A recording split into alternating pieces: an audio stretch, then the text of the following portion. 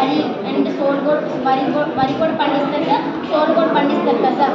వరి పండిస్తారు కదా సార్, ధాన్యం తీసి గడ్డి ఉంటుంది కదా సార్, గడ్డి ఏమి చావులకి మేతగా వేస్తారు కదా సార్. అవి తిని మనకి పాలు ఇస్తాయి, రైతులు ఆ పాలు కూడా అమ్ముతారు కదా సార్. రైతులు ఇంకా ఆవు నుంచి వచ్చే వేస్టేజ్ ఉంటుంది కదా సార్, దాన్ని ఆ వేస్టేజ్ని మనం గోబర్ గ్యాస్ కూడా తయారు చేయొచ్చు సార్. అది ఎలా తయారు చేస్తారంటే ఒక ట్యాంక్ తీసుకొని ఆ వేస్టేజ్ని ఆ ట్యాంక్లో వేసి అందులో నీరు కలపాలి సార్. అది ఒక కొన్ని రోజులు ఉంచారు సార్, దాంట్లో బ్యాక్టీరియా ఫామ్ అయ్యి ఇందులో పైప్ పెట్టాను సార్. దీని నుంచి ఆ బ్యాక్టీరియా ఫామ్ అయ్యి ఇందులో గ్యాస్ వస్తుంది సార్. ఆ గ్యాస్ని మనం వంటకి యూజ్ చేయొచ్చు సార్. ఇందులో మళ్ళీ ఇంకా వేస్టేజ్ కూడా ఉంటుంది కదా సార్, ఆ వేస్టేజ్ని మళ్ళీ మనం పొలంలోకి యూజ్ చేయొచ్చు మెన్యూర్గా. మనం సోల్ పండిస్తాం కదా సార్, ఆ సోల్ని మళ్ళీ మనం కోళ్ళకి ఆహారంగా వేస్తే ఆ కోళ్ళు తింటే అలా కోళ్ళు కూడా మనం అలాగా పెంచవచ్చు సార్.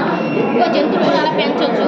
ఆ కోళ్ళు మనకి వేస్టేజ్ని ఇస్తాయి కదా సార్. ఆ ఇండైజెస్టెడ్ ఫుడ్ ఎక్కువగా వస్తుంది కాబట్టి ఆ ఇండైజెస్టెడ్ ఫుడ్ని మనం చెరువులో కానీ వేస్తే ఆ చెరువులో ఉన్న చేపలు ఉన్నాయి కదా సార్, ఆ చేపలు అవి తింటాయి సార్. అవి పెరుగుతాయి, అలాగా రైతులు కూడా అమ్ముతారు, అలాగా పిల్లలు కూడా ఉంటాయి. మళ్ళీ అవి అలాగా పెరుగుతూ ఉంటాయి సార్. అందులో మళ్ళీ వాటర్ ఉన్నాయి కదా సార్, ఆ వాటర్ని మళ్ళీ మనం కానీ పొలంలో కానీ యూజ్ చేస్తాం అనుకోండి, అవి యూజ్ చేస్తాం సార్. అలాగే మనకి మొక్కలు గ్రోత్గా ఎక్కువగా స్ట్రాంగ్గా ఉంటాయి, గ్రోత్గా ఉంటాయి సార్.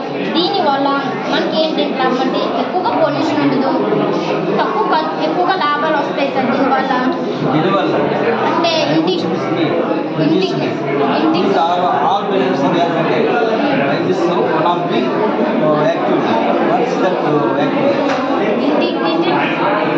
పశువులు వ్యర్థాల వల్ల కదా ఇది జరుగుతుంది. పశువుల పాలక ఏమైనా వేస్ట్ వల్ల ఎన్ని బెనిఫిట్స్ ఉన్నాయి మనకి. అంటే మనకి గ్యాస్ ఫార్మ్ అవుతుంది, మనకి ఈ గ్యాస్ బయోగ్యాస్ వస్తుంది.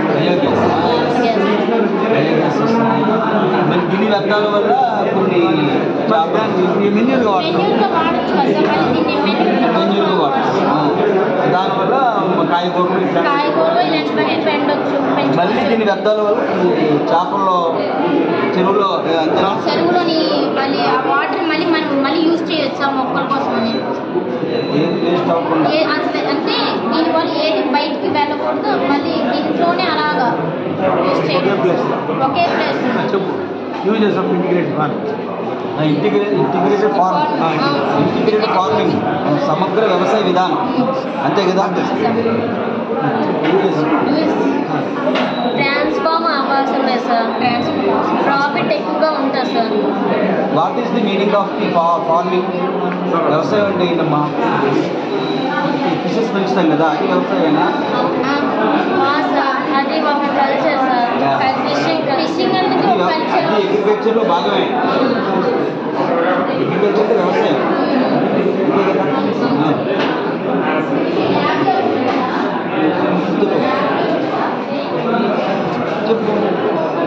ప్రాఫిట్ ఎక్కువగా ఉంటుంది సార్. దీనివల్ల ఎన్విరాన్మెంట్కి ఎలాంటి డ్యామేజ్ కూడా ఉండదు సార్.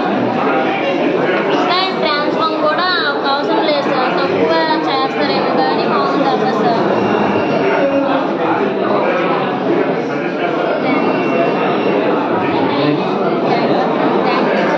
సిలబస్లో ఉందా ఇది మీకు? అగ్రికల్చర్